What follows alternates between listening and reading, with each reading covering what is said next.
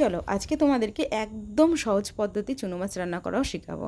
তো প্রথমেই তো মাছগুলো একদম সুন্দরভাবে পেট গেলে একদম আঁশগুলো ছাড়িয়ে ছাড়িয়ে আস্তে আস্তে ধুয়ে নিয়েছি। তারপর পরিষ্কার করে একদম জলটা চিপড়ে নিয়ে চলে এসেছিলাম।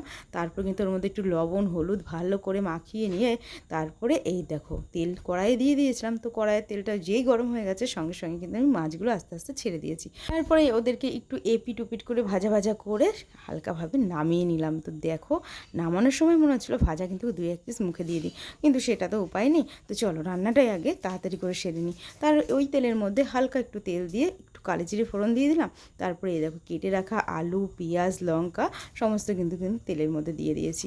তো চলো হালকাভাবে একটু লালচে লালচে হয়ে গেলে তারপরেই এর মধ্যে হলুদ আর লবণ দিয়ে দিলাম। দিয়ে একটু ভালো করে নেড়ে চেড়ে কষিয়ে নিলাম। তো কষানো তো কমপ্লিট হয়ে গেছিলো। তারপরে অল্প একটু জল দিয়ে দিয়েছিলাম।